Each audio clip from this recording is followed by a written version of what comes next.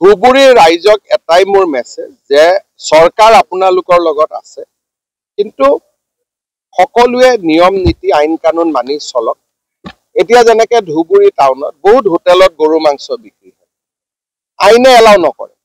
ধুবুৰী গুৰুদ্বাৰা আছে, within 5 kilometre মন্দিৰ আছে, উইদিন 5 কিলোমিটাৰ গৰু মাংস মানুহে খাব নোৱাৰে। এতিয়া আমি বিচাৰিম যে দোকানীসকলে নিজে বিক্ৰী কৰা বন্ধ কৰক, নহলে আকৌ পুলিচ যাব লাগিব। সেইকাৰণে ৰাইজে সহযোগিতা কৰিলে পুলিচ বা মুখ্যমন্ত্ৰীৰ ইমান দৰকাৰ নাই। ৰাইজে খালি আইন শৃংখলাটো মানি চলিব লাগে। এতিয়া ধুবুৰীতো ভৱিষ্যতেতো কুৰবানী কৰাটো বন্ধে। গৰু ইয়াতে 5 কিলোমিটাৰত খাব নোৱাৰিব, কাৰণ সেইটো বিধানসভাৰ আইন, মই বনোৱা আইন নহয়। কিন্তু এইবাৰ আইন ভংগ কৰি 1460টা গৰু ধুবুৰী টাউনত লৈ আহিছে। আমাৰ ভেটেনাৰী মানুহে পাৰ্মিশনো দিছে, দুই এটা ইহঁতৰ ওপৰতো একশন ল'ব লাগিব। এতিয়া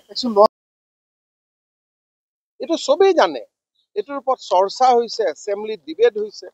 আমি কৈছো 5 কিলোমিটাৰ বাহিৰত গৈ খাওক, উইদিন 5 কিলোমিটাৰ খাব নালাগে। ফ্ৰম এ ৰিলিজিয়াছ প্লেচ কুৰবানী দিব লাগে। যদি মই গৰু কুৰবানী দিব লাগে 5 কিলোমিটাৰ দূৰত গৈ দিম, যদি ছাগলী কুৰবানী দিব লাগে টাউনত দিম। গতিকে এই নিয়ম বিলাক ধুবুৰী মানুহে আগত মানা নাছিল। অহাবাৰতো ঈদত মই ইয়াত নিজে থাকিম। 1460। এইটো প্ৰথম কাম আছিল শান্তি আনা, ইয়াৰ পিছত কাম হ'ব ইনকুৱাৰী।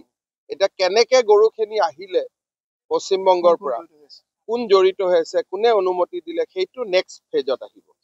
কিন্তু এতিয়া কতো ইছলাম ধৰ্মত লিখা নাই যে কুৰবানী গৰুৰ হ'ব লাগে।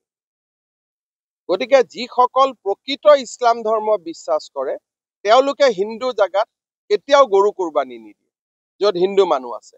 সেইকাৰণে আমাক লাগে প্ৰকৃত হিন্দু, প্ৰকৃত মুছলমান। হয়তো মুছলমানৰ ভিতৰতো এনেকুৱা গণ্ডগোলীয়া কৰা মানুহ আছে, হয়তো হিন্দুৰ ভিতৰতো আছে। গতিকে আমাক প্ৰকৃত মানুহ, প্ৰকৃত নাগৰিক হলে শান্তি থাকে, আৰু প্ৰকৃত নাগৰিক নাথাকিলে অশান্তি হয়। মই এইটো কোৱা নাই যে অকল প্ৰকৃত নাগৰিক হিন্দুত আছে মুছলিমত নাই, বা মুছলিমত আছে হিন্দুত নাই, দুইটা পক্ষতে থাকে। সেইকাৰণে আমি নিয়ম নীতিবোৰ মানি চলিলে কতো গণ্ডগোল নহয়। নিয়ম নীতি নামানিলে গণ্ডগোল। গোলকগঞ্জত পৰহি দিন এটা ঘটনা হৈছে, ঘৰৰ সোমাই পেলাই এগৰাকী মাইকীক উঠাই লৈ যোৱা হ'ল। মই শুনিছো পুলিচে কথাটো মোক অশ্বিনী ৰায় চৰকাৰে কৈছে, মই এছ পিক চাব দিছো।